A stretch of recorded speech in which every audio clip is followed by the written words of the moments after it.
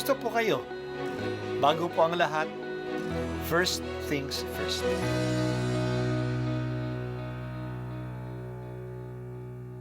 Good morning po.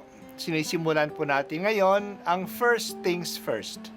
At dito po, tinatalakay natin sa unang bahagi ng umaga natin ay ang first readings na binabasa po sa banal na misa.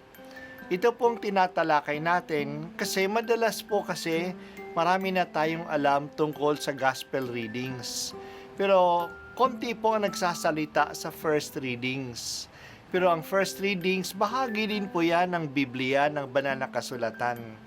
Kaya susubaybayan po natin ang mga first readings, basahin po natin at kuminsan kailangan ng basahin ng 2 o 3 beses bago maintindihan kasi hindi po tayo familiar sa mga istorya at sa mga kaisipan na tinatalakay dito. Ang pagbasa mula sa aklat ni Propeta Joel. Sinasabi ngayon ng Panginoon, mataimtim kayong magsisi at manumbalik sa akin.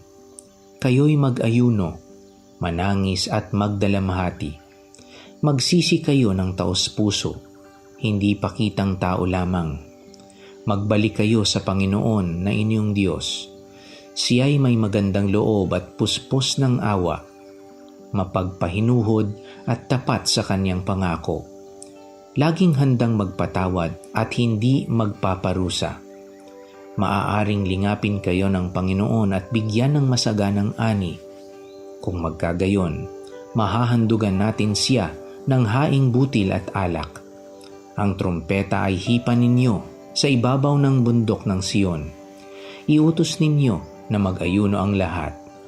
Tawagin ninyo ang mga tao para sa isang banal na pagtitipon. Tipunin ninyo ang lahat, matatanda't bata, pati mga sanggol, at maging ang mga bagong kasal. Mga saserdote, kayo'y tumayo sa pagitan ng pasukan at ng dambana.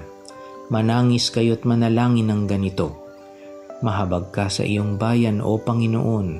Huwag mong tulutang kami hamakit pagtawanan ng ibang mga bansa at tanungin, nasaan ang inyong Diyos?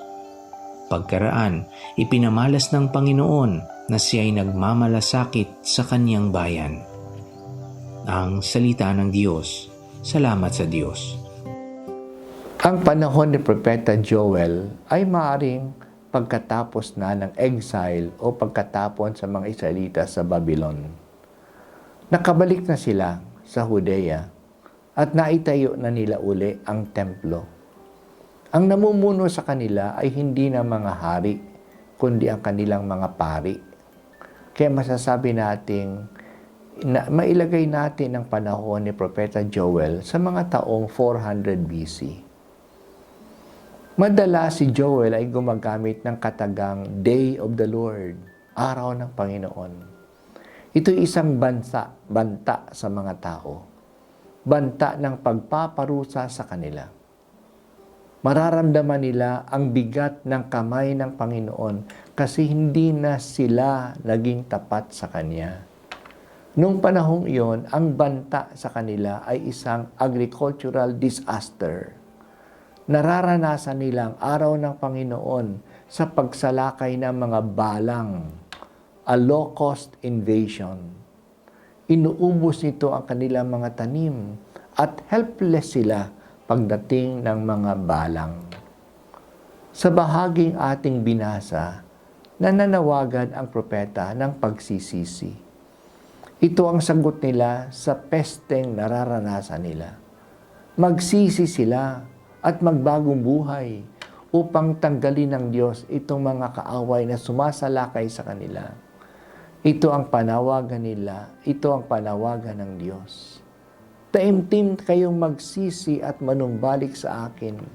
Kayo'y mag-ayuno, manangis, magdalamhati. Magsisi kayo ng tao sa puso. Hindi pakitang tao lamang. Magbalik loob kayo sa Panginoon ay inyong Diyos. Ang Diyos naman ay handang magpatawad at hindi magparusa.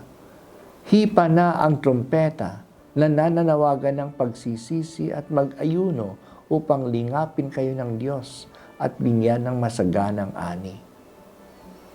Ang panawagan ni Propeta Joel ay ang angkop na angkop sa pagsisimula natin ng panahon ng Kwaresma.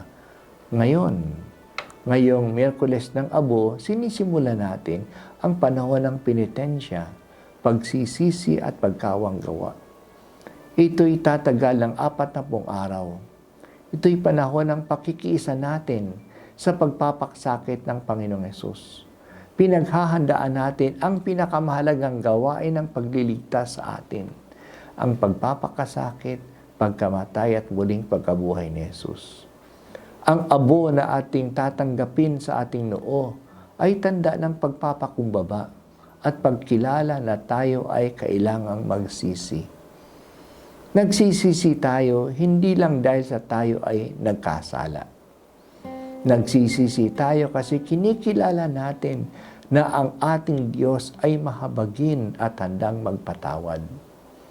Sa ating pagsisisi, hinahanda natin ang ating sarili sa kaligtasan na ibibigay ng Diyos sa atin. Buksan natin ang ating puso. Kilalanin natin ang ating pangangailangan sa Diyos na nagpapatawad sa atin. Ako'y kaawaan, o mahal kong Diyos, sang-ayon sa iyong kagandahang loob. Ang kasalanan ko'y iyong pawiin, ayon din sa iyong pag-ibig sa akin. Linisin mo sana ang aking karumhan at ipatawad yaring kasalanan.